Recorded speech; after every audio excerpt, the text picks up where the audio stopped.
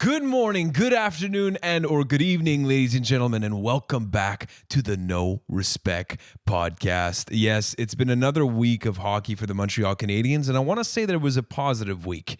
Now, join alongside me today, of course, as per usual, is Justin and Alex. How are you, boys?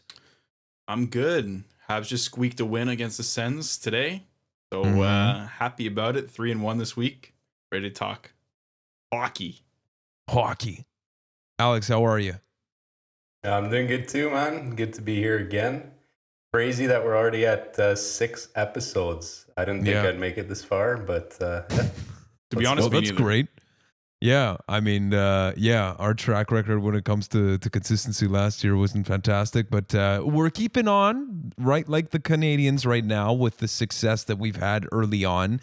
So about 20% of the season's done, 12 games done, and the reason why I want to say that the Habs week was positive with a little asterisk is the fact that we did play against the Senators and we lost.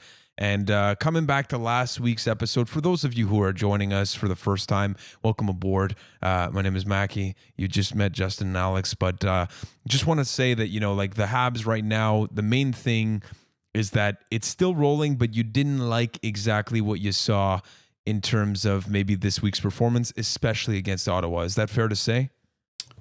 Yeah, for sure. But I mean, for me, the game against Ottawa, it was very sloppy.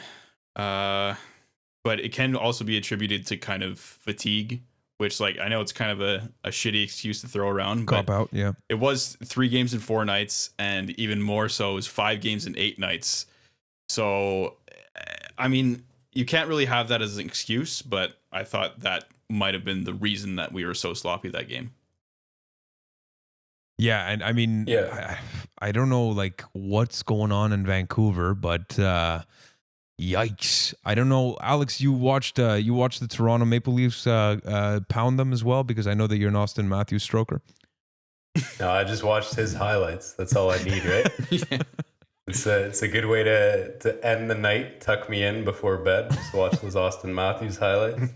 Yeah, I'm sure you took yourself in. Yeah. Tonight, I think they put 5 past them again, and a couple nights ago 7. So Vancouver's been, I guess, 4 games in a row now, letting in more than 5. Yeah. Not looking good on the West Coast.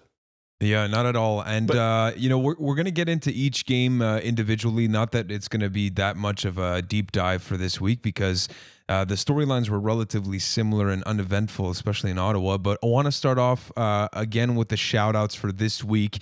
A huge thank you once again for everyone that's been reaching out and chatting us up with us. I don't know if that's English, but it's not.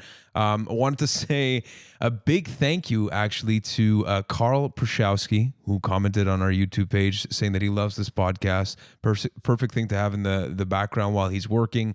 God bless you. And he's all aboard for Suzuki for Crosby. So that was something that we said last week. I'm not sure if we're still on that boat.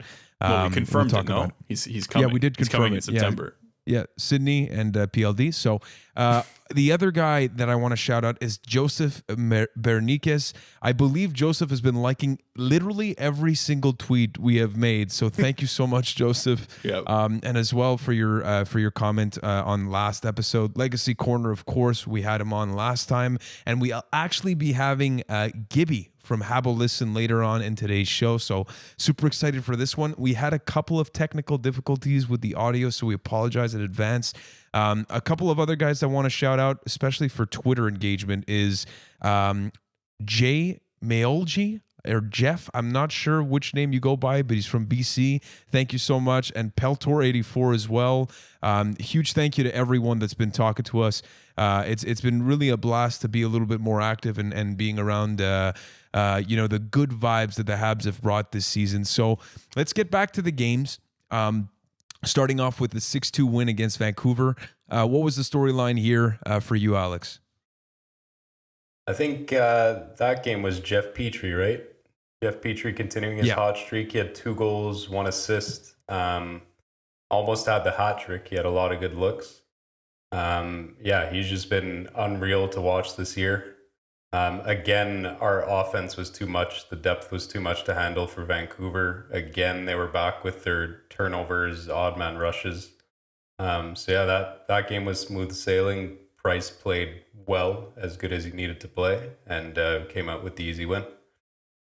Yeah, and that leads into the second game, which was 5-3 win again against Vancouver. Toffoli into this one. Justin, what do you think about this? Like, because guys, I don't know if you guys were watching, but Vancouver looked like absolute shit in both games. Like, I know that they gave us a little bit more for a run for our money, but like, this is after a 6-2 like completely devastating loss.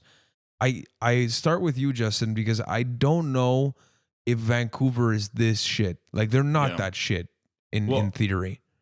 I mean, in kind of the second game, we saw more scoring and more kind of presence from the big kind of three players that you'd expect it from on Vancouver, like Elias Pettersson, Brock Besser, and I guess Bo Horvat and name JT Miller were there too. But yeah, their defense is just brutal. Like I've they signed what's his name, Nate Schmidt, and they have Tyler Myers, both on like pretty decently big contracts, around like $5-6 million a year, and they're just like they're playing terribly. And I know they have, I don't know if they still have some injuries on the back end on D, but that's obviously an issue that they're facing right now, because their goalies have been. Honestly, like in the first game where the on Monday, I thought Braden Holtby actually played pretty well. Considering he let in 6 goals, he stopped some breakaways. He stopped made a lot of nice saves. So that game could have been like 10-2, honestly, if they had bad goaltending.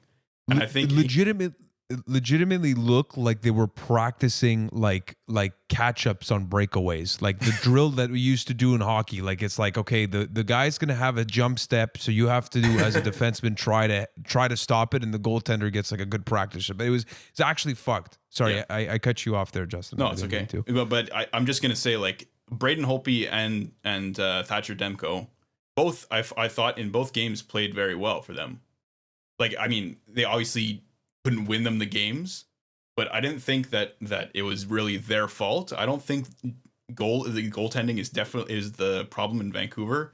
I think mostly it's defense, and just like from A to Z, the forwards need to play better defense, and the defensemen need to play better defense.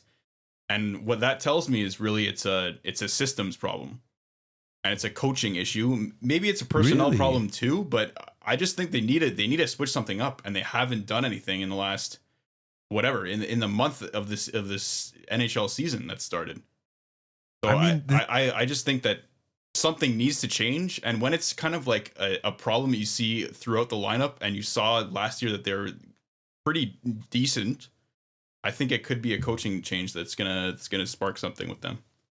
But a lot of the success that they had, I felt like Travis Green was a huge part of it. You know, that's the thing and that's the coach right now, for those of you who don't know.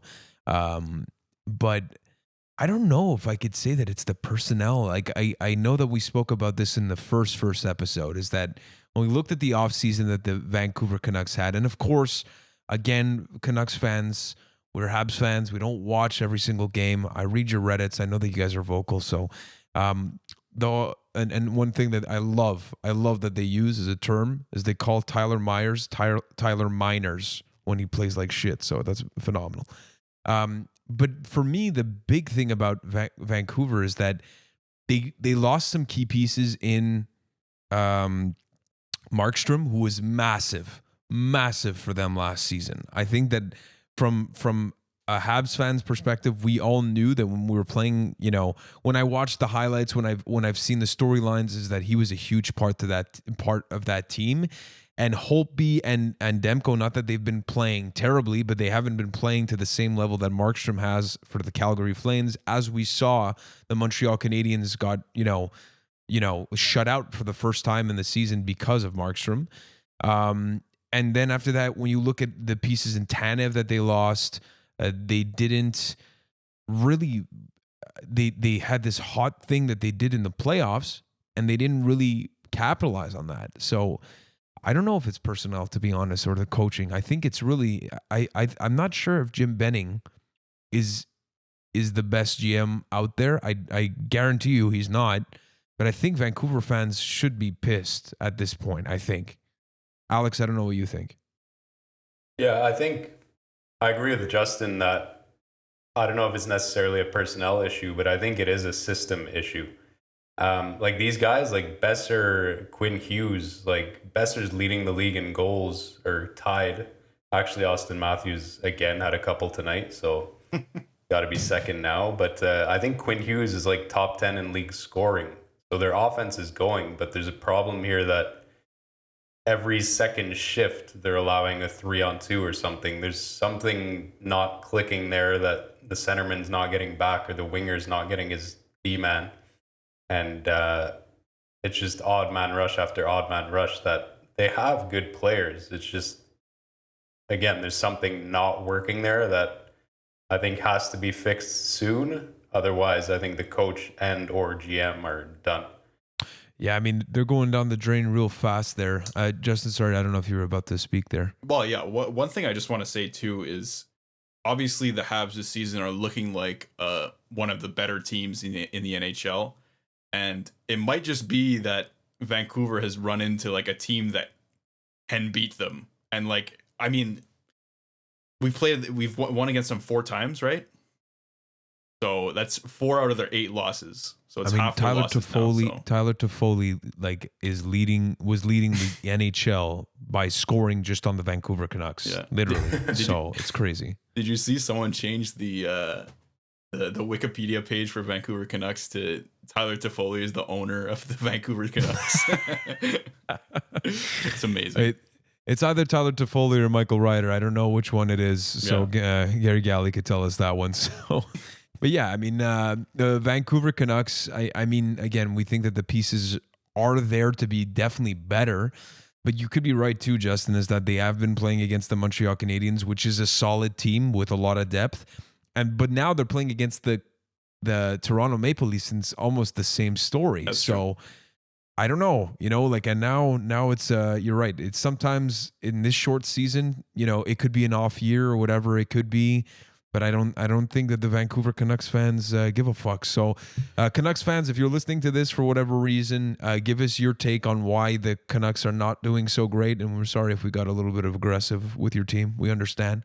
But let's move into the Ottawa game. So this is the part of the week that I don't think, even if we won today, we were very excited by these games, especially the loss, 3-2 loss, Tim Stützle. What was your take on this one, Alex? And I think everyone said it. It was just a boring game. To be honest, I think Ottawa played it perfectly. Like, if you're going to come play against Montreal, a team that's been rolling, every line's been scoring, just play tight. Don't give up those odd man rushes. Obviously, they had way less chances than us, but their shots got through. Price didn't make the big save when needed. And Matt Murray played really, really well. So yeah, I think we did outplay them, definitely, but in hockey, it's going to happen. And boring game, sucks to lose, but we're going to lose. Even the teams that come last in the league, they win 15, 20 games a year, so it's going to happen. So when are you trading Carey Price? Probably next week.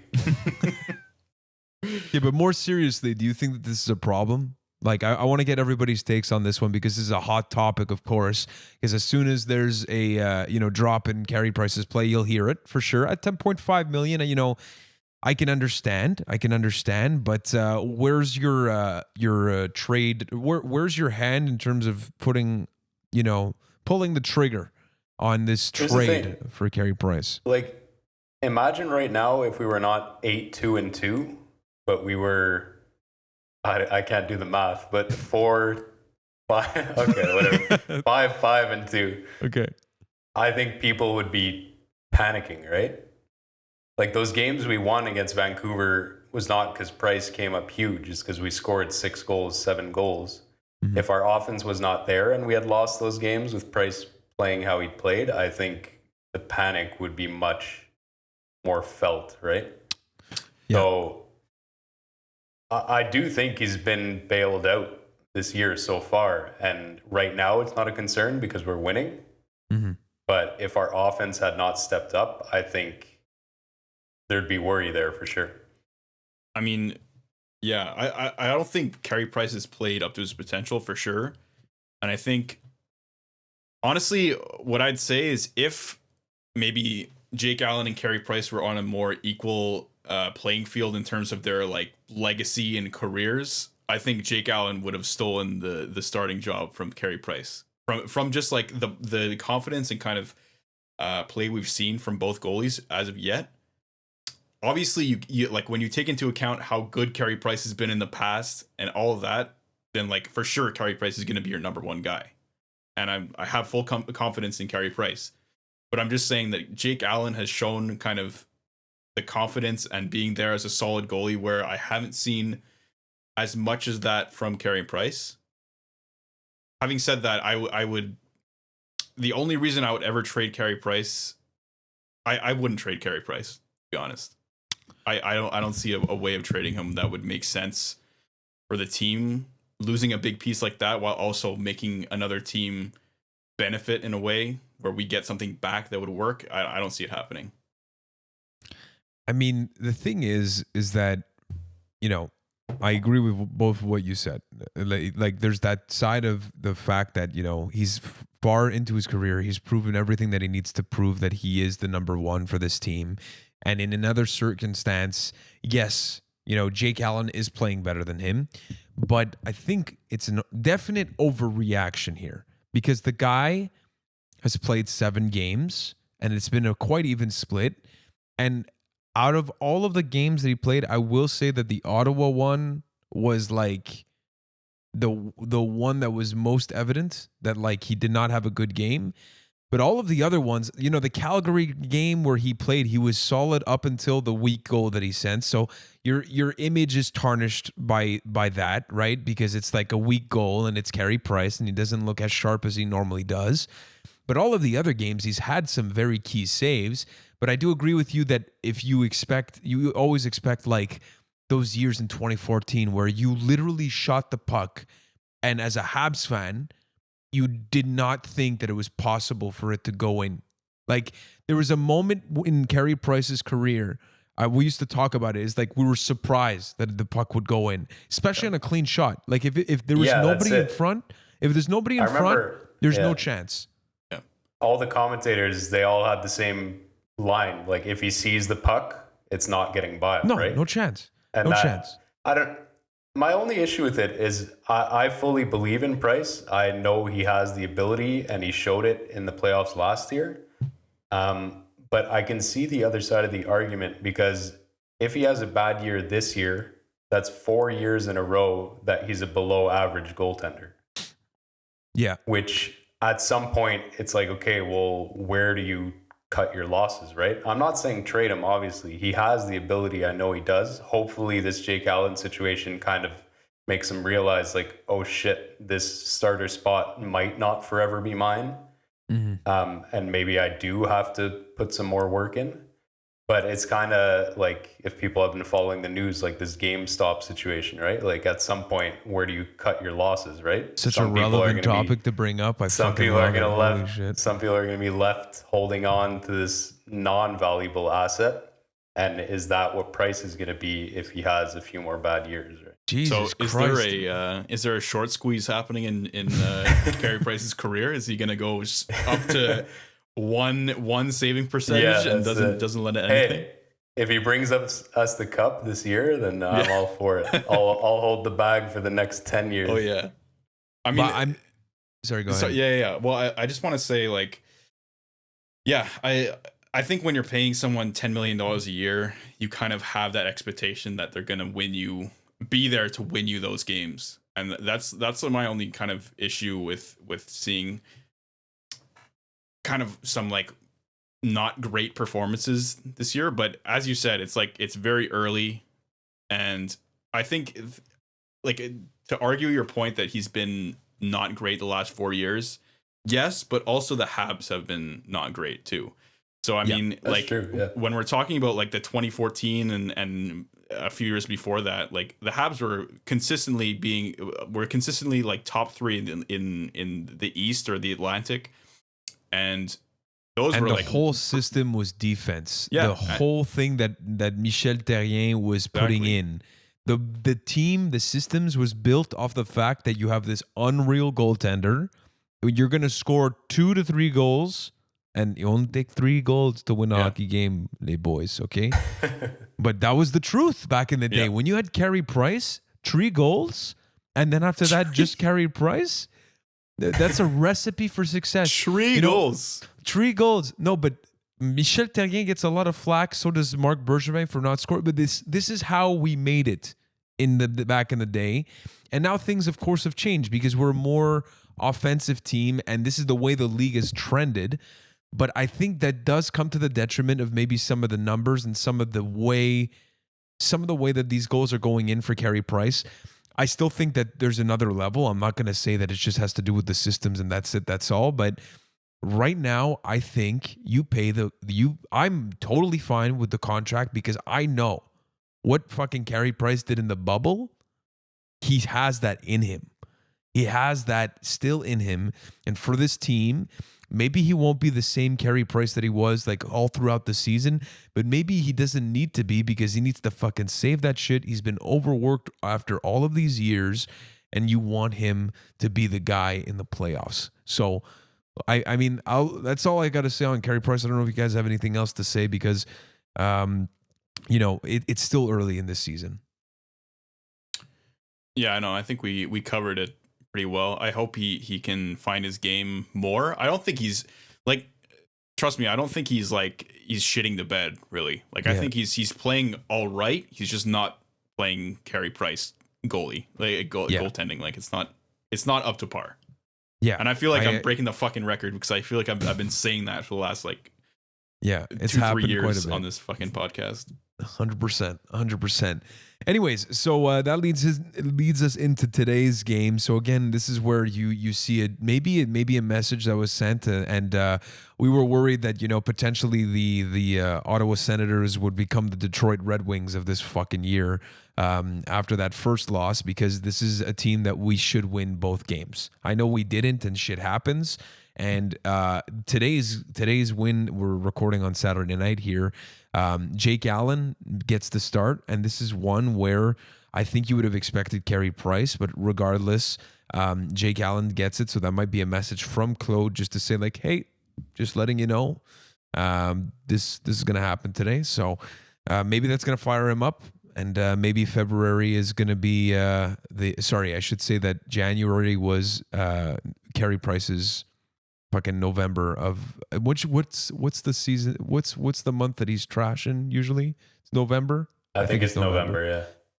So maybe January was the November for him or whatever, but he played in February. I have no idea where my analogy was going there. So Jake Allen gets the win. Ugly win. Just a fucking ugly win. Like nobody's calling you on a date type of win. Like it was just boring. And the team didn't seem to have that much energy. Like I don't know what you guys think about this one.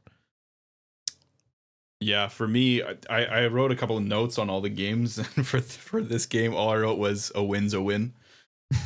Because I mean, this win kind of reminded me a lot of wins we've had in the last couple of years, where it's been like we kind of play all right, we play okay, but then we kind of end up lucking into a win. Like the Senators hit like 4 posts or something in this game, so it could have easily gone the other way.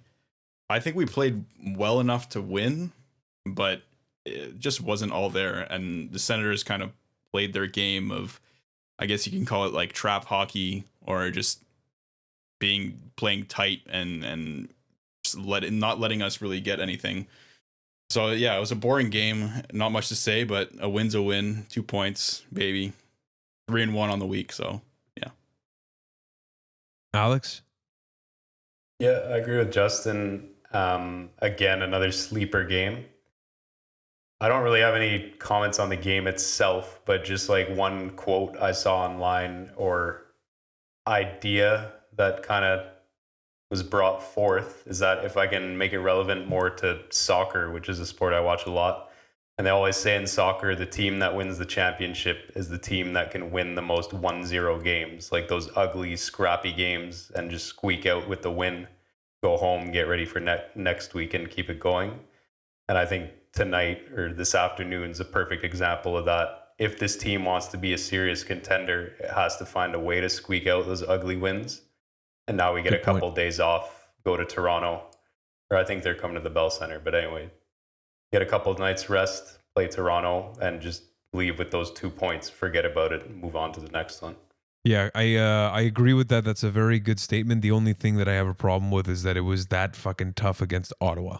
That's the part that bothers me, but you're right. You know, this is the type of shit that you need to do, and we haven't been able to do that in the past years, which has been really problematic. Is those 1-0 games or the 1-goal separation, and we just can't find the win. So no, I get why people.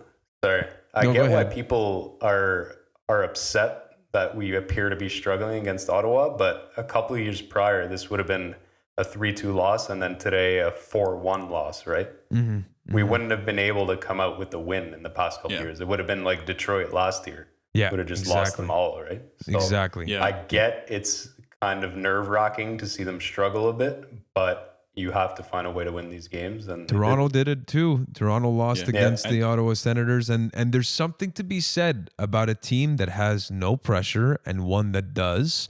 And in these games, I don't know if it's a fact, it's not scientific probably, but I would think that at the end of the day, it does eat at you as a player because it's such opposite kind of spectrums that you have from different on each team. Because one is that like when you score and you're on the weak team, your confidence is flowing, like boosting. Right? Whereas when you score and you're the other team, you're like, well, this was supposed to happen. Like we're supposed to win this. But then when the other team is scoring on you, you're like, holy fuck, like this is what's happening. Like you're all rattled. So I think that there's something to be said when there's that kind of dissociation between teams on paper. And I think that was actually a benefit that I didn't realize that we had probably in the past for the Montreal Canadiens being the underdog.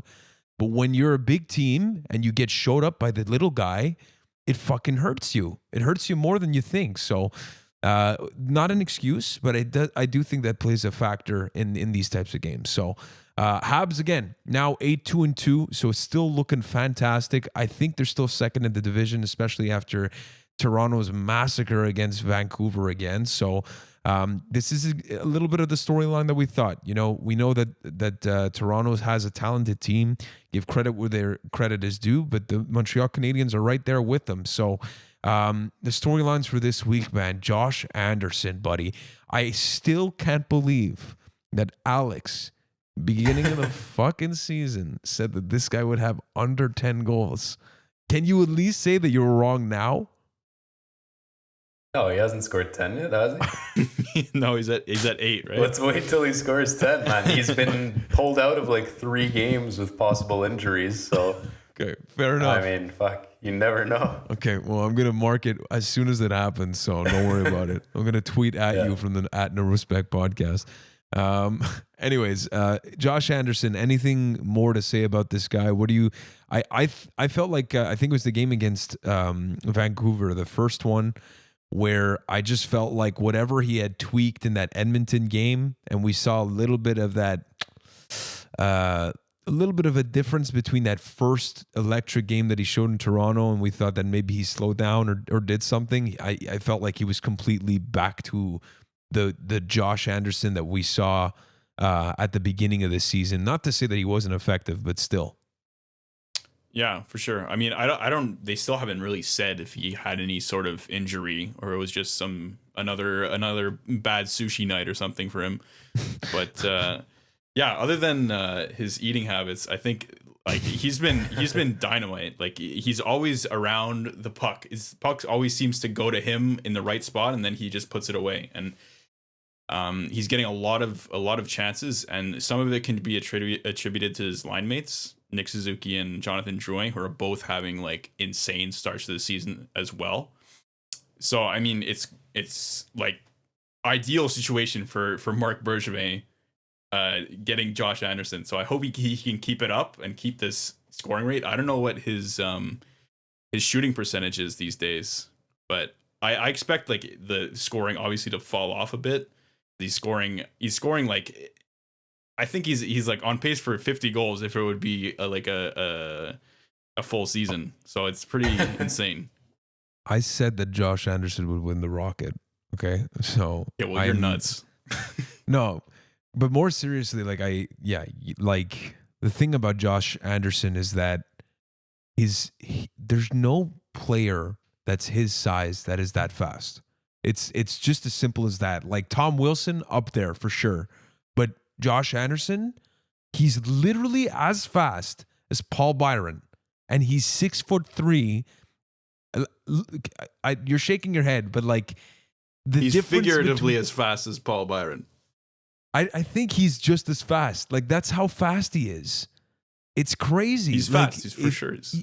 Maybe he's a little bit less, but he's like 4 times Paul Byron. It's fucking nuts. Yeah. It's crazy. Like this guy, I think if we would have given Max Domi in a first round pick, it would have been still a steal. Honestly, at this point, I'm ready to say it. Like, I know Max Domi is probably going to turn it around and he's going to be a good player, but this is exactly the type of player that this team needs. Just an electric power forward. I know Marc Bergevin has been in the market for this type of guy, but imagine we had Lucic instead of this fucker. Like, yeah. Imagine. Like, this is the ideal situation. I know things can change, and I'm probably talking way too emotionally right now and narrow focus, but I don't give a fuck. Yeah, I mean, the thing about... You go ahead, Alex. Go ahead, sorry. You go. Okay. Fucking Canadian podcast. Yeah, the thing about...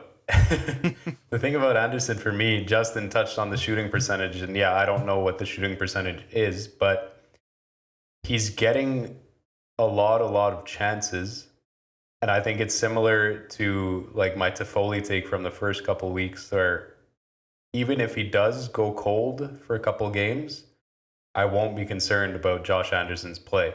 Like I will eat my words, he is a scorer when he's not hurt.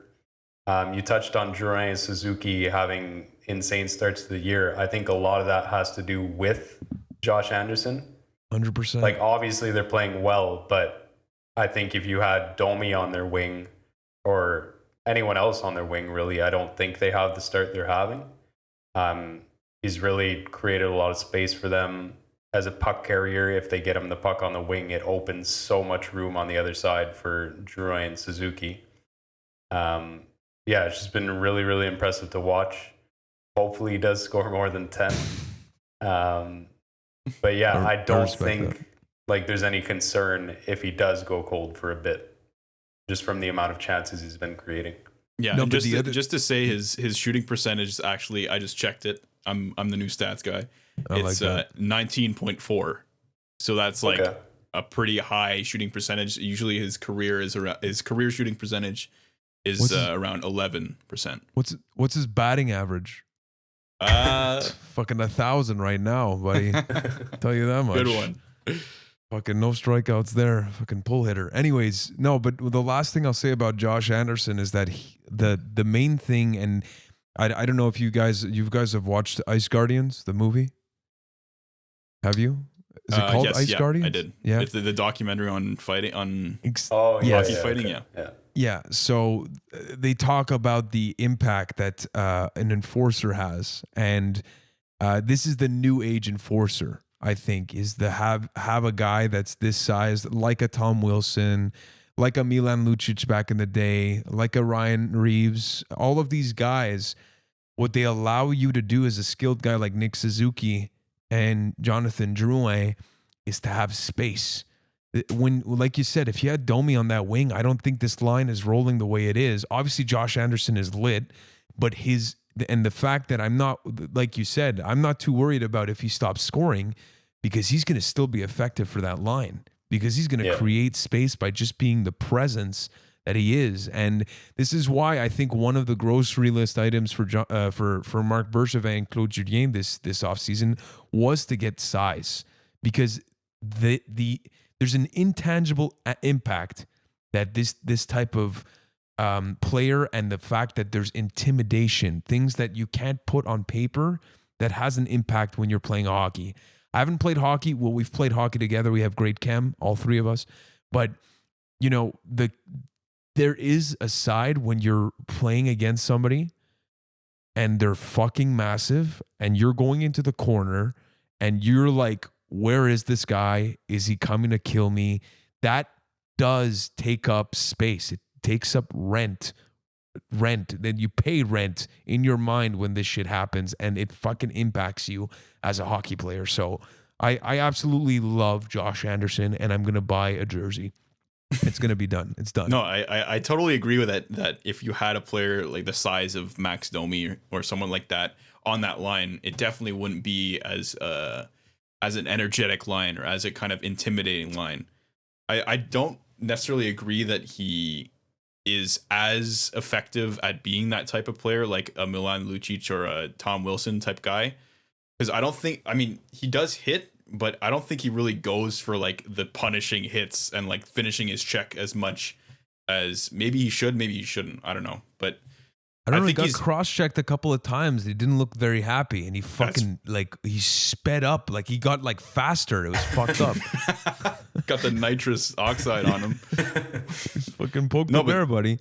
Yeah, I mean, but he can throw fucking punches though. I don't know if you watch his fights on YouTube though. Yeah, buddy. Yeah, he's fought quite a bit. So yeah, if he wants to, he can be that type of player. But I love what I'm seeing from him right now. Like, I don't think he's going too much into the kind of power forward, like I need to hit everything. He's kind of staying a good medium of hitting, but also being in the play and having like that presence to shoot and do all this stuff offensively. So I think it's good. I mean, he's much more lit at hockey than the players that we were talking about. So he makes up for it with that. So not to stroke Josh Anderson anymore. If you're listening to this, we'd love to hang out with you whenever the pandemic's over. Dinner's on us, whatever. Just what do you mean keep dinner's doing what on you're doing. us? What? Yeah, dinner's on him. He makes fucking $7 million a year. It's $5 million. Sorry, Stop getting it wrong. 5.7. All right. But it is for 7 years, so we'll have a chance to stalk him in the next 7 years, and you're in Montreal.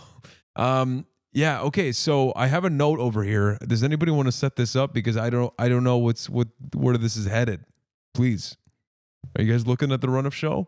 Oh, okay. We can skip that. All I see is Kotkaniemi no good. So Alex, you would care to elaborate? No, there's not. I think it's a joke. I just think he's gone. What does he have? 1 point in the past 4 games? Yeah. Okay. It's just a little topic to, if you believe he's still playing as well as he was to start the year, or is he just no good? I think he's playing the best hockey that I've seen from him as of yet. Like, maybe he's not putting up the points. That can maybe be attributed to like Corey Perry coming on that line and him not having as much chemistry with him going like, I don't know, 4 games into that line combination. But yeah, I've been seeing so much, like even in the first Ottawa game, I thought he was like one of our best forwards in the first period at least, and the rest of the game, like everyone was kind of shit. He was okay. But yeah, I don't know. Like, I've been seeing a lot of stuff from him kind of away from the puck, like getting pucks from people, like takeaways, and protecting the puck along the boards that I like a lot, that I don't really remember seeing a lot of in years prior. So I think all the parts are there. He just kind of needs to put together the offense now, but I know he can. It's just, I guess he's in a little tiny slump. Alex, you were going to say something? My only little knock on Kotkaniemi these past couple of weeks has been his shot selection on the power play. I don't know if he was getting frustrated at some point, but he took that same shot from the left wall, I think 5 times on 2 consecutive power plays, and it got blocked or wide every time. But yeah, like you said, he's been doing the little things really well. Just keeping the pressure up in the offensive zone. He's been insane for that, winning puck battles. And just touching on the Corey Perry effect, I don't know, I wouldn't say is the Corey Perry like audition is it finally coming to an end? I don't know. When Armia's back, do you think he takes that spot right away? I think so.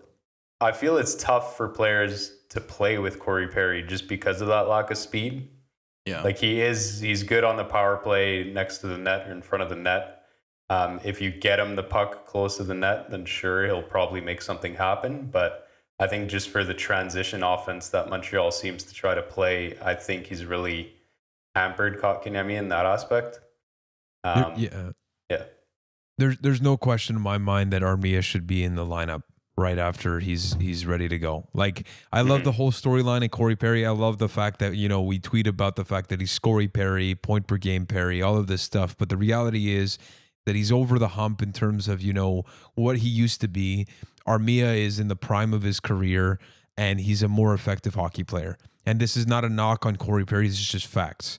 I mean, you have this guy as a depth piece, and if he's your regular on the third line, you're actually losing depth. Like, if that was our third line guy, then our team wouldn't be as deep as it is, especially on that right side. So Joel Armia for me is the guy that's going to help maybe Kotkaniemi get that groove back. But even then, the guy has 7 points in 12 games. He's a +6.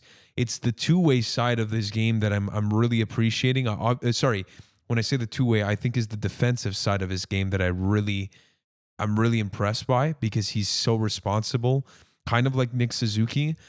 The side that I want to see him develop, though, is the fact that, like you said, certain shot selection things like that. He's still 20 years old, but that's again, you know, we spoke about the whole thing about, you know, PLD potentially moving Kotkaniemi and stuff like that for a team that wants to win now. I think that he's on the good progression right now. But it is a question to see if he can develop that offensive game for me still. I like what I see, but you need more. You need more in the future, I think. Well, to get back to kind of Corey Perry, I just think that his game 5-on-5, I agree with you guys, is really not up to par with, or not really just in the same style as the rest of the team.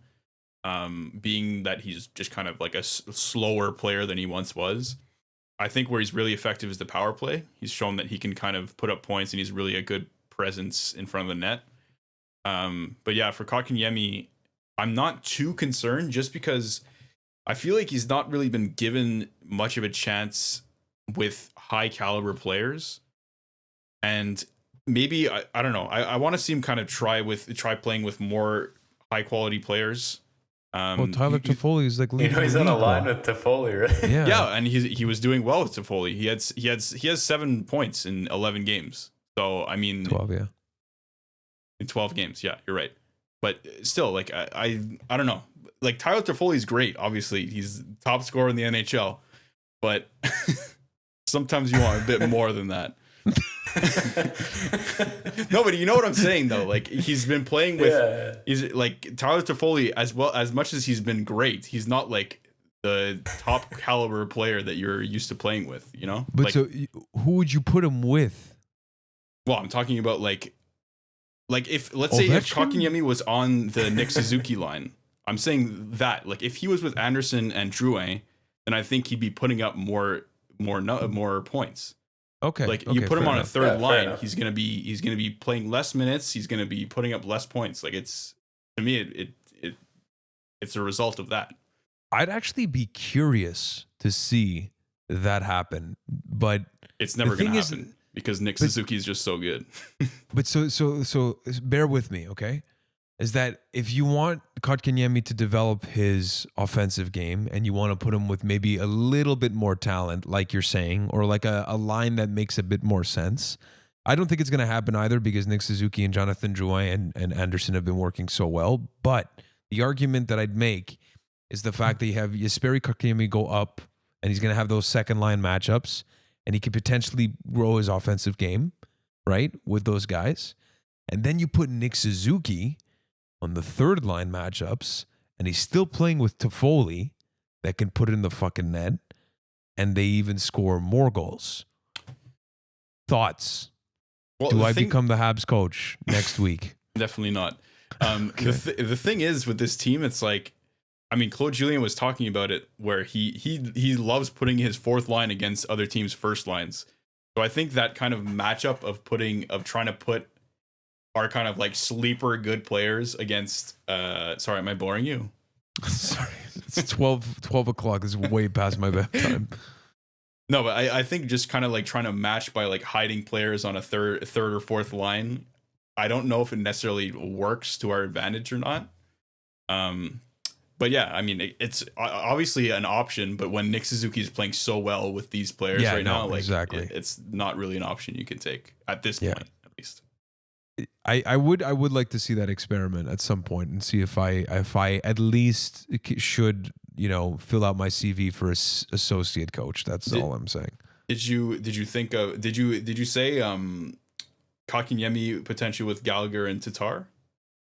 No, but that was be... the back of my mind though, Okay. I didn't mention it yet, but yeah. That could be interesting with the like kind of struggling offensively. It could be I know this line has been known as like the 5-on-5 killer line in the past couple of years, but I think that could be a cool kind of combination we can try. So the only thing that I'd say there is that I think you're literally gonna make Tyler Toffoli useless. That's true. That's the problem. He's already got all the glory. What does he need more? That's true. That's a good point. Alex, what are your line combinations for next year? For next year, it's Crosby, ELD, Suzuki, Kotkaniemi down the center. Fucking love it. I think we're going to pick up another big name winger. Ovechkin. Is he available? Yeah. Yeah, I think so. Oh, he broke the COVID There's been rules. rumors that Pacioretty is going to leave Vegas, right? Imagine bringing him back. Fuck, that'd be awkward. Suzuki with Pacioretty. Hey, Galchenyuk's pretty cheap these days too. That's true. Get the boys back. Scott Gomez, Nathan he's not doing much. Oh, Scott Gomez. Holy shit. Oh, God.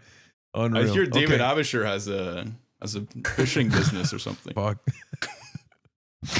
All right. Okay. More seriously, want to talk about Jeff Petrie too. I know we may be running along here on these individual takes, but Jeff Petrie has been so good. Very quickly, do you guys actually think that it's possible that Jeff Petrie wins the Norris this year? Now, I know that it's a small sample size, and the small sample size would say that absolutely, but do you think realistically, I'll start with you, Alex, that Jeff Petrie is of the caliber, like a Mark Giordano that we saw maybe a couple of years ago, when he was like 31, 32, winning the fucking Norris and just hitting his stride as a defenseman? Do you think it's possible for Jeff Petrie? I think if this was an 82-game season in like normal times, no. But I could see it happen this year just with everything going on. It looks like the Canadian division's going to make it out of COVID better off than most of the other teams. So with like a lot of games being postponed and players missing games, stuff like that, like a John Carlson with Washington had, I don't know if they had any games postponed, but Ovechkin got suspended for 4 there. Mm-hmm. I could see some of those top guys like losing out because of that, maybe Hedman and Carlson. And I could definitely see Petrie keeping up the pace with how weak some of the Canadian defenses have been. And the fact that in a shortened season, like you said, the sample size is smaller, so he could keep it up over the shorter pace, right? And last time we had a Norris winner was in the lockout shortened season. So, I'd honestly book it. I'd be willing to put a bet on it. Justin, what about yourself? I think he's definitely going to be in the conversation. I think he's going to, I think he's definitely going to be in the voting, like in it. Top 5, I guess, because I mean, he obviously has to keep it up, but he's been showing that I don't know what it is. He's like fucking Benjamin Button. He gets better with age. It's insane because it just seems gluten free. I'm pretty sure Jeff Petrie went gluten free a couple of years ago, and since then, the results speak for themselves. No more triglycerides. No, none. No. Okay. Well, that explains it then. I have nothing else to say. No, but okay, I just think that obviously there's like the thing with the Norris is it's almost always determined by points or like 90% determined by points. And when you have defensemen like Quinn Hughes, Cale Makar, and like John Carlson, obviously, and Victor Hedman, those guys are going to put up so many points. So that's the only reason I see that's the reason I see that he won't win, because there's just so much quality in terms of defensemen these days and like point producing defensemen. So yeah, I mean, we'll see what happens, but if he keeps it up, I think he can definitely make a case for himself. We spoke about this a couple of episodes ago, and we spoke about hot takes, and you said that, Alex, you said Jeff Petrie is now our number one defenseman, and I said that it's by a small margin.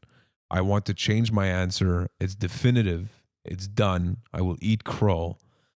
And it's not even close to a question in my mind. Especially for me, I'm going a little bit. I'll be overzealous here, and I think that Jeff Petrie is over the hump of the consistency issues. I'm not saying that he won't have a slump, but the one thing about Jeff Petrie that I didn't like in the past and that I appreciate about Shea Weber is the fact that Shea Weber might had his off nights, but overall was just a consistent defenseman. There was no like nights where you're like, what the fuck are you doing? Like completely. And there were nights where Jeff Petrie, you were like, I remember, Justin, you literally said this is like last season, or you said something like Jeff Petrie like literally forgot how to play hockey. Like it looked like he didn't know what was going on. He's like giving the puck away, all of these things. So I think he's over the hump with all of that stuff. He's embraced this thing. He embraces the new role. He's getting better. And I think he's our number one defenseman far and with it. And I think he can win the Norris. And I think it's more, you said the 82 game season, you say no, Alex. I honestly think that Jeff Petrie is the new Mark Giordano. That's the way I see it. Really. Like the guy that took him a couple of years to bloom, and now he's there. And I think it's going to be until he's 35, 36, and he's going to be the new number one defenseman for this team. I could be wrong, but fuck it. Let's go for it. You know? I just want to say about Shea Weber, I think he has been very consistent. He's kind of gotten flack for like not being productive on the power play, I guess, this year. I guess. But I think he's been all around just very consistent. And obviously Jeff Petrie's gone above him now because he has like 14 points so far this season, which is absolutely fucking ridiculous. But yeah, I don't think you meant it as like an offense to Shea Weber, but I don't think Shea Weber is really fallen off or anything this season. No. I just think that's a testament to Jeff Petrie's game, really, more than anything, is that how much he's progressed is just remarkable for me. And it makes sense because, I mean, you know, Shea Weber's 36. Like, it's normal that he's not, you know, the Shea Weber that like could score like almost 30 goals, you know, in a power play alone, you know, so and the power play has been looking good because we're not using Shea Weber all the time. So it makes sense that, you know, at some point he's not maybe going to reap the benefits from that. So I'm trying to think of anything else that's this week for the Habs. I think we covered it pretty solidly. Caulfield, I don't know if you guys still know about this kid. Picked, 15th? What a joke. What a steal. Yeah. Fucking dominating the NCAA. Just dominating it. Just eating it up. And this guy is just surreal. I think, and the fact that he was picked 15th is really like crazy because I think he's the most talked about prospect from that draft. Like, other than obviously like it was Hughes, right? That was picked first in that draft. It was Jack Hughes. Yeah. Obviously, other than like the ones that are in the NHL, the ones that still haven't cracked the lineup, like he's the one that people are talking about the most. So it's exciting. And but I mean, what team was he drafted to? I mean, there's a reason he's so talked about. Well, I mean, it's true, but I don't know. Like, I see on Reddit hockey, like our hockey all the time, like people from all different teams and stuff are saying like, oh, this kid's gonna be sick and stuff. And I don't remember seeing, like I said, I don't really remember having a prospect like that on the Habs. So it's exciting for me. Okay. Yeah, I agree. And just to cap off our Habs talk, I just want to give a little shout out to Arturi Lehkonen because I think he played very well this week. And Absolutely. he's getting he's getting praise from people, but I think he's kind of like an unsung hero on the team. And I think he's just been playing great, and he's always kind of seems to be consistent in everything except for goal scoring. He did score shorty this week, so that was nice, and it was dirty. Yeah, through the legs on Holtby. Woo! Open him up. Yeah. So that's all I wanted to say about him. Yeah, love it. So now we're in a situation, guys, where in the league, the Bruins, Leafs, and Habs are all up there. So that's nice to see, original sixes. And obviously Habs and Leafs could potentially see each other in the playoffs. That one I'm actually salivating for. I want to see it happen because I think this team is built for the playoffs. I know the Leafs fans are going to be pissed when I say this, but I think that the playoff matchup of Montreal and Toronto, we take it. I think we do. I could be wrong, but we'll see what happens. We'll see. What do you guys think? You think in the playoffs we're going to beat these teams? No, we're gonna beat the Leafs. Oh yeah. Well, I mean, the Leafs aren't going to make it to us. Like the Leafs haven't won a fucking playoff series in 20 years. Like there's no chance. We might eat this one, but no. But Alex, I'm saying this in jest, but I think actually this is the year that the Leafs do well in the playoffs and actually win a series, but lose to us. It's going to be a great series for sure. Yeah, because I think 100%. Habs and Leafs would just be like Habs and Leafs, and then the final being Habs and Bruins would just be like heaven on earth. Like that would be actually wouldn't, man. I mean, like, it would be my heart would explode, but if you I'd go through that, face like Arizona in the finals and just book it, right? No, like I don't want to lose to Boston in the finals. That's true, but I'm talking about like legendary history making cup. Yeah. In Montreal, okay. Like it would be the most like storied kind of playoff run to play the Leafs and then the Bruins to win the fucking cup. 100%. Yeah, that would be. Yeah, I see you ejaculating right there. Yeah, 100%. Okay, am I missing anything else? I see Connor McDavid. Is that McDougal? Is that your note, Alex? Whose note is that? Yeah. Okay, tell me a little bit more about McDavid. No, I mean, I just wanted to point out that last week we had a would you rather between McKinnon and McDavid. Yes. You guys both picked McKinnon, and that same night, McDavid went on to have a 6-point night. Okay. And he's now running away with the scoring title. Listen, McKinnon also has fucking COVID, or is like in a COVID-ridden team. It's week to week, I think, eh? Well, Jesus Christ. First of all, I still come back to my contract argument, and I think it's fair. So, yeah, McDavid is sick. He's disgusting. 12.5 deserves it all. I mean, that's a discount, but I think McKinnon. He would buy us dinner, I'm sure. For sure. Maybe Josh will too. Who knows? Of course, the other thing is that teams are in preparation for the Olympics as well. One thing that is interesting for the United States is the fact that Jeff Petrie, with the way that he's playing, is now actually being considered as a guy that could potentially fill in that decor. So that's pretty cool. But to come back on Team Canada, we still got our boy Carey Price that's going to be there. This is sorry. Let me just. It's projected, of course. Yeah. Well, this is Pierre LeBrun's list of players, and I kind of want to get your idea. Like, do you think Carey Price? I guess there's no real other number one to think about, right? Well, Carter Hart. I mean, yeah, but he's young.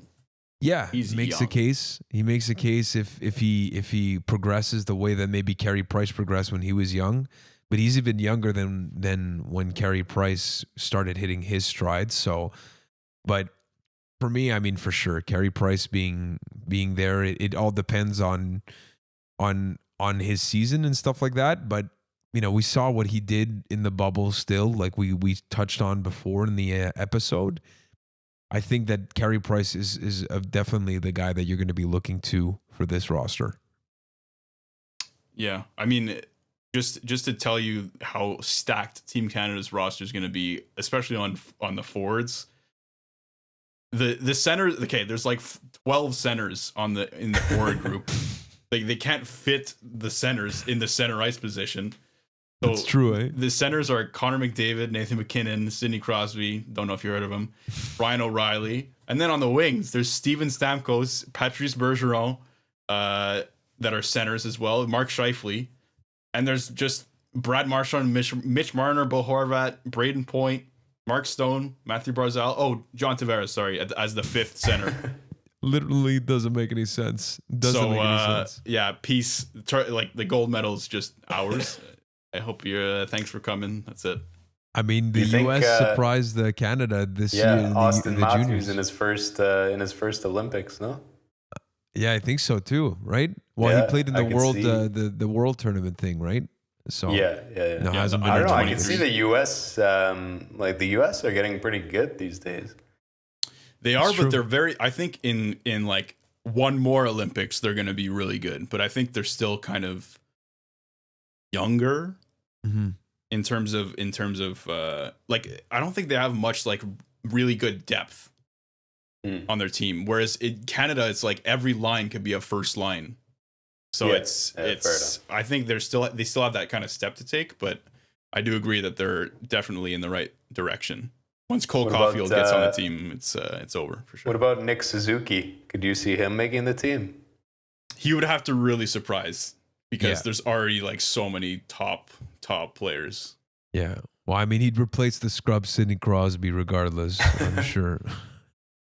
No, but we'll see. He could again. replace a Bo Horvat. I could see that. That's the only one that I was kind of surprised. Like, why the fuck is Matthew Barzal on the bench and Bo Horvat is on the fucking, on the lineup? I don't know. Got Anyways. The intangibles, that leadership.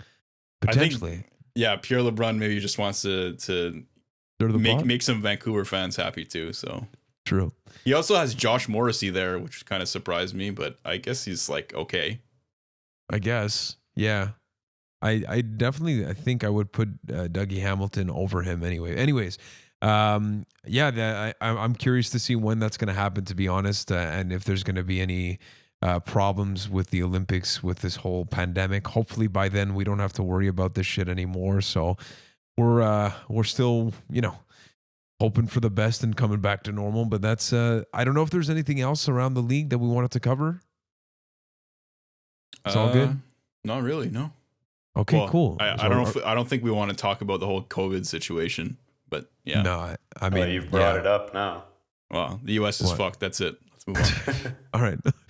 Well, I guess without further ado, we'll throw it to the interview that we had with Gibby. I know it's been quite a bit of time here on the pod. So again, thank you for listening, and you'll listen now to the interview that we did with Gibby in just a few moments. So here we go. Join back now with the guest of honor for today's episode 6. Again, it's a huge pleasure to welcome Gibby from the Hab A Listen podcast. It's been 2 years since I've spoken to this gentleman, but we've always stayed, of course, friendly on Twitter, even though, the Habs have been through ups and downs since the last time we spoke. Buddy, it's an absolute pleasure to have you on. How are you? Let's talk about the Habs. First, start off with yourself. I'm good, man. Honestly, it's good to be back, boys. Been a while. Yeah, man. Honestly, I'm excited to be here, and I appreciate you guys having me on.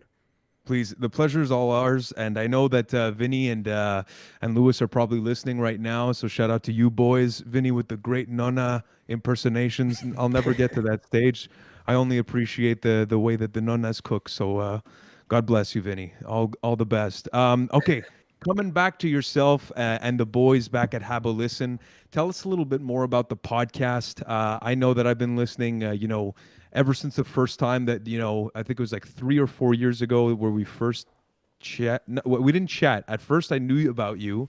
Then you hit me up at the DM and I felt like an absolute rock star. And I came on your podcast. So tell us a little bit more about Hab A Listen, where you guys are at, and what's the plan for you guys?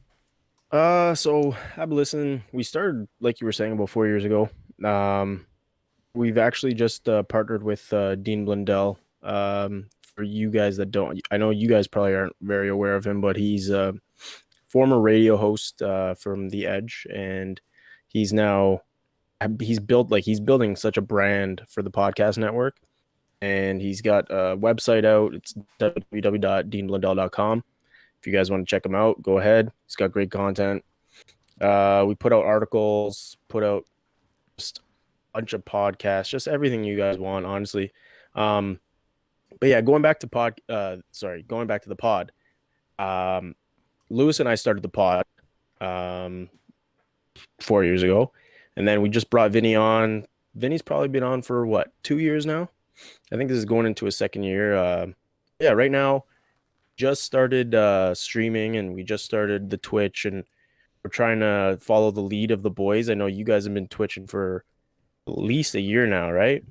Yeah, well, we actually stopped because obviously with the pandemic, Justin and I, Alex is new to the fold from starting this year, but he's been, giving us his shitty takes for 15 years now, so that's been a thing.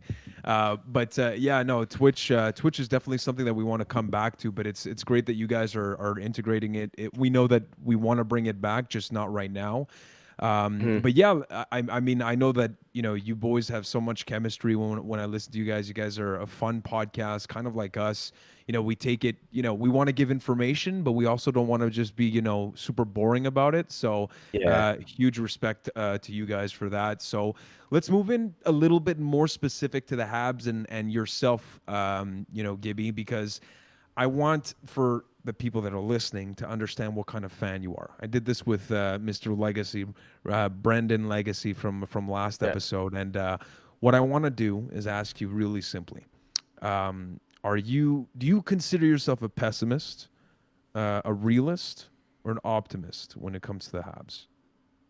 I think I'm more of a realist. Trying to be more optimistic with the team, obviously, because I mean, let's be realistic. I'm saying realistic. Let's be real here. We're going in the right path, right? I mean, our entire team looks fantastic right now. Obviously, there's some issues that I do have with the team this year, but we'll talk about that in a little bit. Okay, I like that.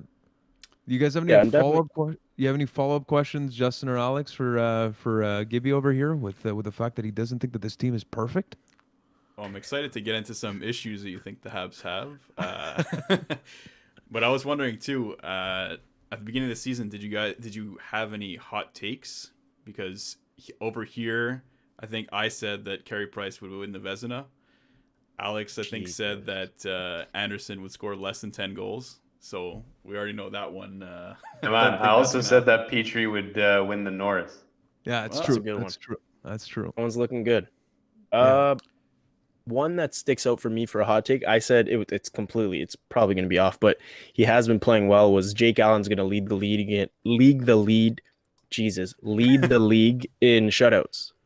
Okay. Really? Fuck. Yeah, that was my hot take. And I mean, he's playing well, but I highly doubt that's going to happen.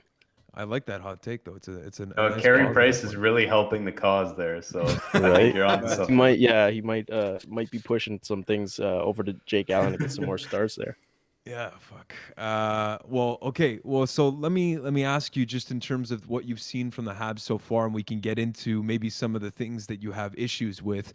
Obviously, the Habs have been having a pretty great, beginning to the season, and now in the condensed schedule, we're talking about 56 games, and we're up to, I think, 11 or 12. I'm not good at math. We're at 12 games, right? Right, boys? Yeah. So that's a very significant. It's like 20% of your season is already done. And I'm curious to get your thoughts on what this team has accomplished. Where do you think they're headed? Are we shooting above par? What we would consider what the Habs really are? Well, all of that good stuff. And what do you see the holes and weaknesses? I'll start with the weaknesses right now, and I'll see how you guys feel about them. So my biggest issue right now has been Thomas Tatar and Philip Deneau. I feel like that line has just hit like a complete brick wall offensively. Gallagher, you're seeing a little bit of sparks, which is why I don't have a problem with him right now. But I see why Vegas has traded him. He's not really impressing me too much. He's trying too much. A lot of turnovers in the offensive end that end up being 3-on-2s or 2-on-1s, whatever. To know, I mean, he's kind of kicking himself in his own ass right now, trying to prove himself that he's a top 6 center, and like the offense just isn't there. You know what I mean? Like he's just an absolute black hole with offense right now. Yeah, Alex, I want to, Alex or Justin, I wanted you guys to reply because I do have an answer. Because I do have a little bit of a problem with the Tatar aspect of things in your answer. I agree with Dano, but I'll let Justin go ahead. Yeah, I mean, you can't argue that Dano always leaves you wanting more offensively, at least. Especially this season without a goal yet. Yeah, for sure, that's kind of a worry of mine. But I think that all around, Dano, like, I never have a problem with him playing hockey. The problem I have, I guess, is the kind of contract he's going to ask for. Like, yeah. I've never watched Dano and been like, fuck, I wish this guy wasn't playing for the Habs or something. Like, I always find he has great games. Maybe offensively he doesn't always produce, but yeah, it's more the fact that he's going to be commanding potentially a $6 million deal that kind of scares me. Especially if he's not putting it in the net or doing anything offensively, because that's a very expensive contract for an extremely one-way. Like, we talk about a two-way game. If you don't have that offensive side, I mean, you become a one-way type of player, which is completely defensive. Well, he's still a 50-point player, though. Like, he's a consistent 45 to 50-point player, right? Yeah. So I mean, correct. It's not right like now. He's not producing at all. Like he doesn't score a lot, but he does get points. Alex, what do you think about Gibby's take here on the Tatar and Dano situation? I think similar to Justin, I agree 100% on the Dano take. And if he keeps this up, I don't know how he could walk into like the negotiating room with a straight face asking for $6 million. like as much as we're only 12 games in, like you said, that's 20% of the season. So I mean, what's he gonna hit? 5? Did he have 13 goals last year or 9 goals? So something like on his pace now, he's gonna have 5. I don't think you can really justify what he's asking for, but he is solid defensively. Yeah. I think the fact that Kotkaniemi is still playing well really does hurt him. I think if Kotkaniemi had regressed more, he could kind of argue that he's still worth that. But if Kotkaniemi keeps playing well, I think he will be demoted to that third line role. When it comes to Tatar, I don't know. I kind of agree with the take that, yeah, obviously he hasn't been playing great, but I think he's one of those players who goes on hot streaks. Like, he is a scorer. He's probably going to go 7 games without a goal again at some point this season. So I'm not too concerned about him. I think he's like a more high risk, high reward player, but the plays will start clicking and I think he'll start scoring again. So just to come back on the Tatar thing, because like I do agree that like I think we haven't seen the best from that line just in general. Like I totally agree with that, but I think it also stems from the fact that the boys, they know that I overvalue potentially centers, but like I think that center icemen are so pivotal to the game that when a guy like Dano is not going, your whole line is affected. And a guy like Brendan Gallagher, of course, like he's just a workhorse and he'll be in front of the net. So if there's a point shot, he's going to bury it. But when you talk about the role that a Philippe Dano plays or a Thomas Tatar plays on that line, I think it's a little bit different and they feed off of each other. And I think that Tatar is not, benefiting from the fact that Dano is having that kind of identity crisis. Is like, am I a second line center? Am I a first line center? Or am I a third line center? Or am I a fourth line center that's going to command a 6-year, $6 million contract? We don't know right now because it's not looking great. But, that's the part where I think that, I've seen it at the beginning of the year against Toronto, some of the goals that against Edmonton, a couple of the goals that, Thomas Tatar scored were fucking phenomenal and unreal. And it comes from, passes from Romanov and stuff like that, or Romanov, I should say. Yeah, fuck. Yeah, that one's annoying, eh? Fuck. Right. I was saying it to the boys. I don't know if Vinny has the same fucking same Italian reflexes, but I always think of Romano cheese when they say that. Anyways, the point is, is that yeah, like I think that Dano affects his line greatly when he's not playing well because he's the centerman. And so, you see it when your top line guy and the most important position in hockey is center because it affects both ends of the ice tremendously. That's where I see Tatar really kind of not benefiting from what his centerman is doing. So that's why I give a little bit more leniency to him. I don't know if you agree with that, Gibby. Oh, I definitely do. It's just going back to what Alex said when he was streaky. It just reminds me of a player that we actually traded for him, getting Tatar, like Pacioretty. You're literally Pacioretty 2.0. Yeah. And yeah, so maybe we can flip Tatar for another Nick Suzuki. We'll see, right? Honestly, with Cole Caulfield and what he's been doing in the NCAA and him being potentially that replacement at an ECL, like ELC, sorry, that'd be beautiful. But I love Tatar. I love what he's done with the Canadians. So, I think he's a valuable player to this team. But I agree with you. If you can move him, I'm totally open. If you can get anything near what we got.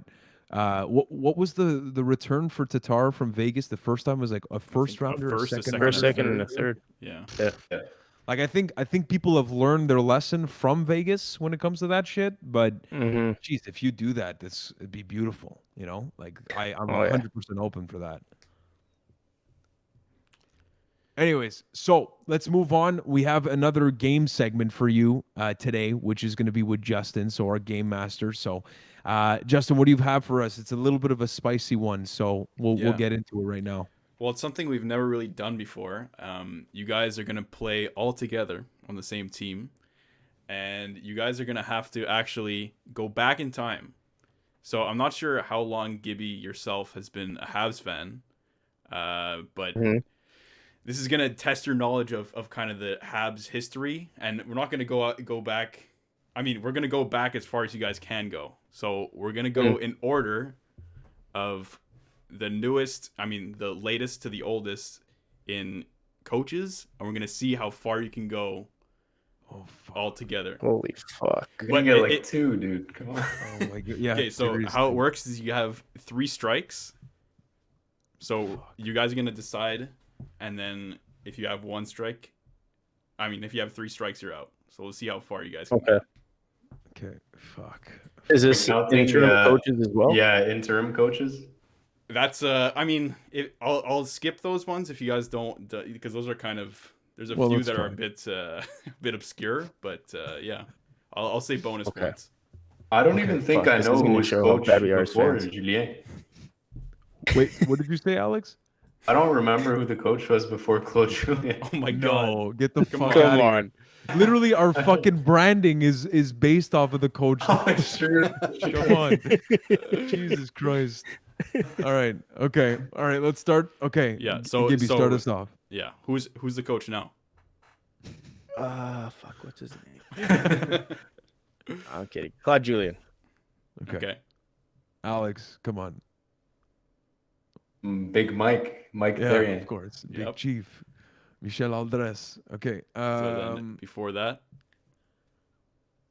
So are we doing this as a team? Like, do we discuss this, or do we each? We have to discuss. We have to discuss if you need to. Okay, we definitely need to discuss. Okay, I was gonna say it's not Bob Gainey. I think it was. Was it Jacques Was it Demers? Kirk Muller? Jacques Demers. That was like 1990. No, am I thinking of the wrong one? The guy from Pittsburgh. Jacques Martin. Jacques Martin. That's it. Yeah. Yeah. Big years. Yeah. He was there for 2 years. Okay. You actually missed it. There's interim coach Randy Cunninghurst. Randy Cunninghurst. Yeah. Oh fuck. Yeah. Okay. Only French guy. I spoke only French. Yeah, exactly. Okay, so before him, Jacques Martin. I think it was Guy. Was it Guy? Carbonneau? Yep. Yeah. Yeah. Was Kirk Muller never the coach? Head No, coach? I Never don't head know. coach. No, No. Never head coach. okay. Just that one He was- day when Where was he coaching head game. coach? he was head coach in Carolina for like a Yeah. season Oh, or two, okay. I think. Yeah. Okay. Yeah. Hmm. And he was with the Blues as well for Yeah, not you're right, not as okay. a head coach though. Yeah. Okay. Okay, so okay, Geek guys, we're Cardinal. doing well. We're doing Yeah, well. you're here. doing Okay, great. hang on. So right Better now than the you're in fucking the Ducks. 2006 to 2009 range. It's Is definitely it Bob back to Gainey. Claude Julien? I think it's Not Bob yet. Gainey. I think it's Bob Gainey, You guys are well. Bob Gainey was the interim coach, okay. and then Okay. before it was actually back to Claude Julien. You're right. Okay. Yeah, okay. Okay. So you're Okay. getting it. You're going there. We're at 2003 now. And now I think it was Alain I'm trying Vigneault. Oof. Wrong here. Is it Alain Vigneault? Alain Vigneault is behind the bench, no? You want to get a lifeline here? Tabarnak. Hang on, wait a sec. Is that Okay. final answer? First time. Sorry. First time that he got fired. He got hired. Who was before him? Was it? Wait, Wasn't it? Mike? Was it Guy Carbonneau again? Wait, it was Mike. It was Yeah, Mike. think it was or was Mike. it? It was I know it was a Mike. returning coach.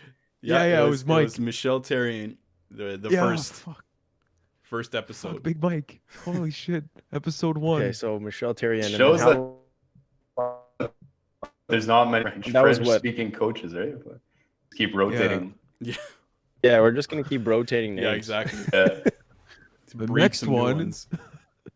So what year are we in now?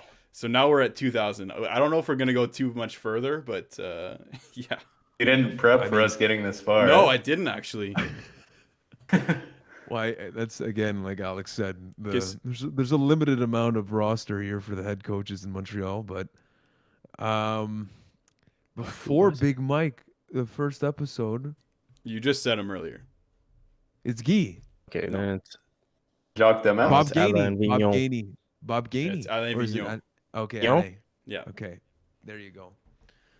And then before then him, we're- I don't know. okay. At all. year are we in now? Good. Now we're in 1995 to 1997, and this So guy, who- just just after the cup. Yeah. Is he who traded Patrick Roy? exactly. Fuck, Yeah, okay. Mario Tremblay, Yep. Tavarschlag, Yep. good Holy one, shit. good one. Holy fuck. And then Okay. and then it's the cup winner. Yeah, Scott. No, it was Jacques Demers. Okay, Yep, okay. Yep. Yo, yep. this game is too easy for us, guys. Okay. Well, now it gets tough for you guys. I don't think you're gonna get the rest. Yeah, Scotty now this Bowman. is yeah, Scotty Bowman. No. no. Okay. That was in the 70s. Come on. It was Oh, fuck. 70s, I think. Right? It was before I was born. What year are we in right now? We're What in year? Oh, Eight- Paul no- Maurice, no? in 92. Paul Maurice wasn't born. Fuck. Okay, I give up. That's Are you it. beaking on my captain? Fuck. Let's Yeah. go. This is the last one we'll go Year? for because after this it's 1988 to 1992. This guy is okay. I'll give you hints on this guy. He's a very Yeah, okay. famous coach, and he passed away not too long ago. Fuck. It wasn't Bowman. No, Pat Quinn? Close. No. but Pat Quinn never coached the Habs. Yeah, that's what I was about to say. It was for the Leaves. You got the first name right. Pat. Oh fuck, Pat.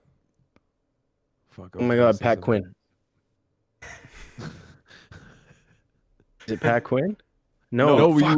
we just said Pat Quinn before. That's why. Oh my God. Fuck, Uh, what's his name? He was famous for the stash, no? Yeah, you got him. Fuck, what's his name? I don't know. Oh my His name God, is how could I Hot. not know this? I feel like it starts with a B. Yep.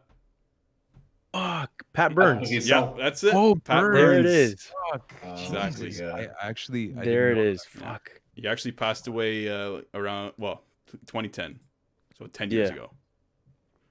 Anyways, Fuck. I mean that was kind of a fucking tire fire. That was shit, but No, I like great it. game. No, that's a good Yo, game. great Good job, man. You guys. gotta get back to the history. Yeah, I Yeah, didn't fuck. think you guys would get this far, to be honest. Well, it helped that That we was got good. to discuss. Yeah, Like, I'm yeah, not gonna for lie. sure. The validation from my peers really helped me. I don't know Oh about yeah, you I would have guys. been done after like the first two coaches, man. Yeah, exactly. Oh, that's good. That's good. Anyways, okay, so we're gonna wrap up here. Again, Gibby, a huge thank you for joining us today. But I've got a quick question. yeah, there we go. Perfect. What's your Super Bowl prediction?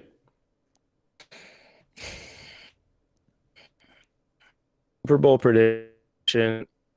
I think Casey's gonna win. I think it's gonna be the passing of from the old goat to the new goat.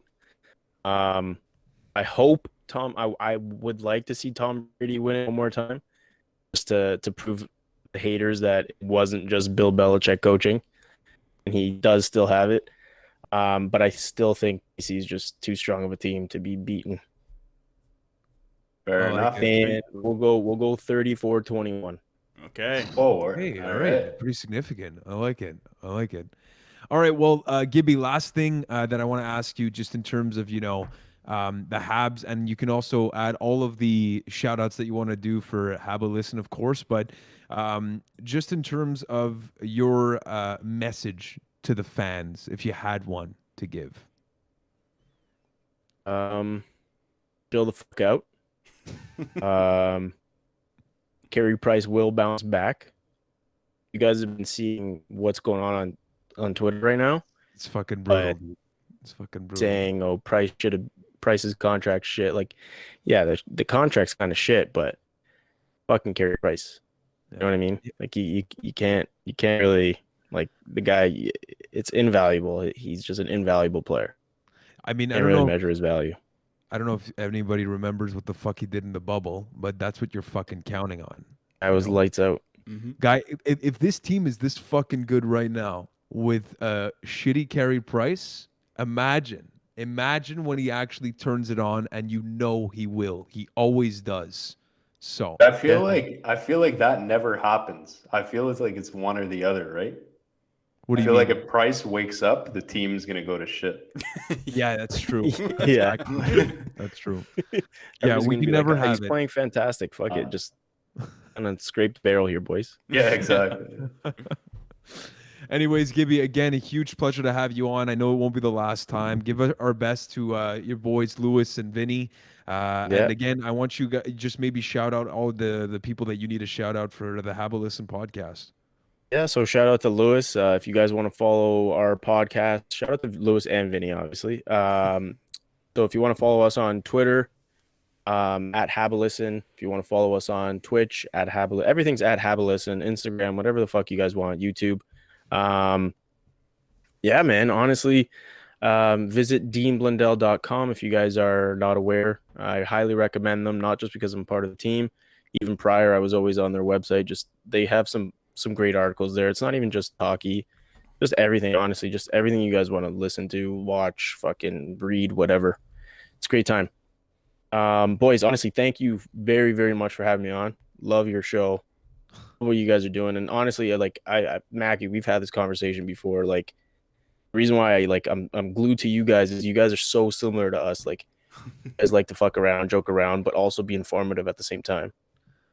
Dude, Yeah, thanks, I man. really respect that. It hits home here because we had a little bit of that kind of pause last season. We weren't sure how to bring it back. So it's words like that it means a lot. So thank you, Gibby, and again, ditto to you guys. We've had something special with you guys, and that's continuing on. So I know this won't be the last time we talk, Gibby, but again, thank you, and I mean, of course, go Habs, go.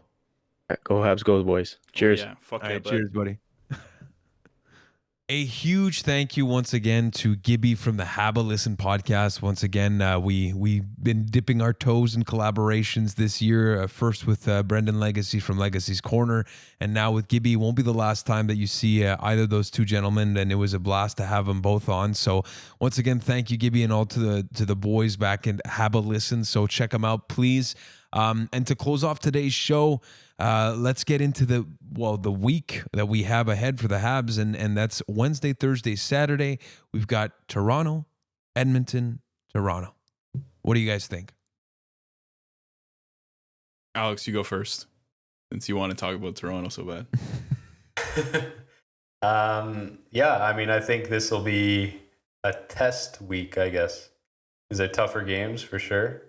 As much as Edmonton might not be doing so well, again, I say it every time, but McDavid and Draisaitl can beat you on their own. And then Toronto, who are first in the division, always a fun game to watch, but always a tough game, always a tight game. Matthews is probably going to score 5. Jesus. Yeah, I think, I don't know, my prediction for the week, I think we'll go 1-1 against Toronto and we'll beat Edmonton. Okay, 2-1. Respectable. Justin. We beat Toronto. We beat Edmonton. And we beat Toronto. Oh, you know. Reno.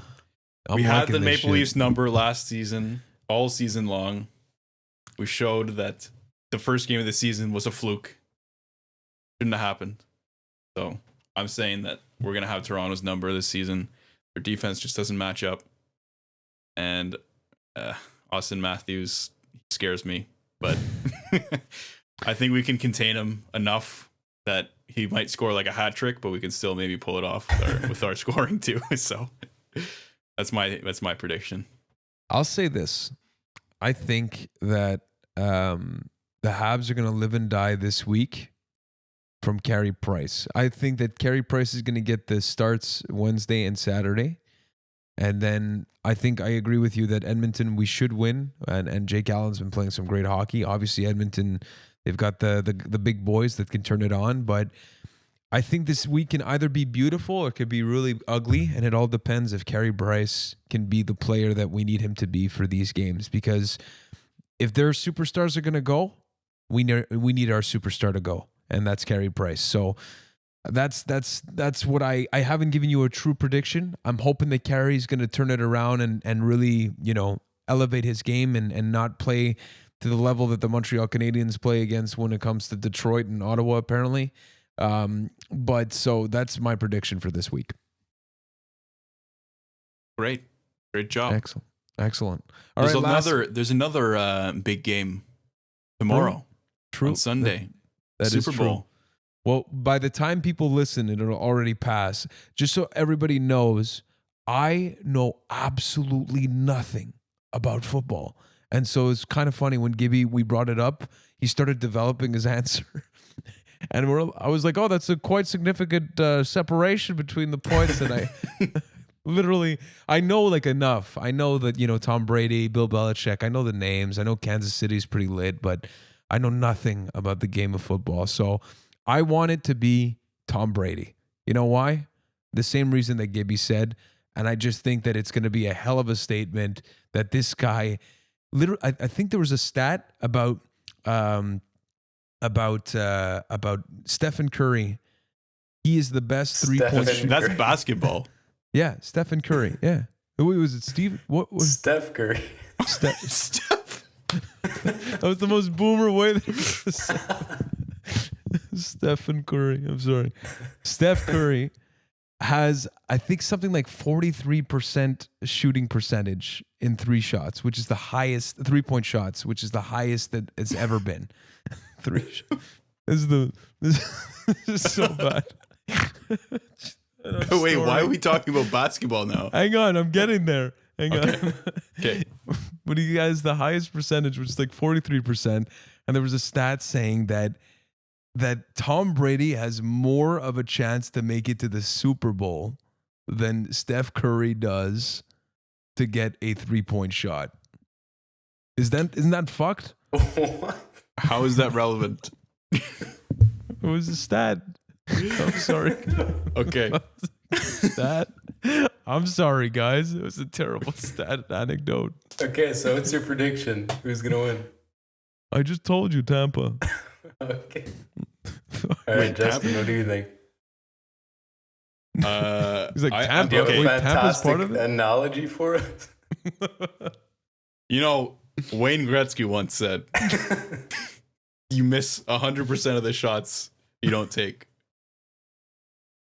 I don't know where I'm going with this, but I think Tom Brady's going to win because he's shown in the past that he can do it, and he's won like fucking 16 Super Balls.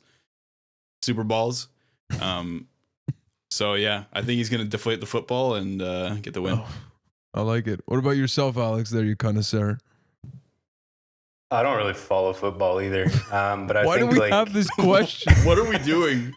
I have like no tennis- idea. This is going like to tennis shambles. legend Andre Agassi once said, Andre Agassi. "It's not a double fault until you leave the building." And so I think Tom Brady will pick up is it his 4th or 5th ring tomorrow? I think I it's don't know. more It's than that. 17th, I think. No, I We think have it's no 5. idea. This is probably the worst outro of all time for the No Respect podcast. So, guys, a huge thank you for listening to that garbage, especially at the end there. A huge thank you to again Gibby from the Hab A Listen podcast, and a huge thank you to you guys for listening. So, we'll be back next week, of course, with another week of Habs games that have passed us. Yeah, is there anything else that we should say for the week to come for the Habs? Go Habs, go. I like it. Simple, straight to the point. Alex? No, nothing from me. All right, This great. week is gonna put the Leafs and Habs matchup to the test and see who is the true number 1 of this division. I'm excited. I like that. It's either gonna go great or it's gonna go terrible, and it's gonna affect my week emotionally. So, all the best to everyone back at home. Hope you're well, safe. All of your family is safe. All of your loved ones, and we'll see you again next week.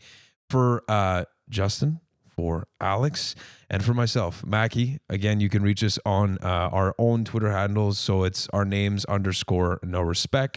And then finally at No Respek Podcast, we are on Spotify, we are on iTunes, we are on Google Podcasts, and we are on YouTube. And we've got we're actually on TikTok as well. So this is where we're at in terms of content creation. So we've really went balls deep when we're on TikTok. So all the best to you guys. OnlyFans coming soon. Sorry, what'd you say, Justin? Nothing. Never mind. Okay, good. Okay, my Siri's talking to me, so I've got to finish it. So, always reminding you to respect the Orgasm Nation. all the best, guys, and have a great one.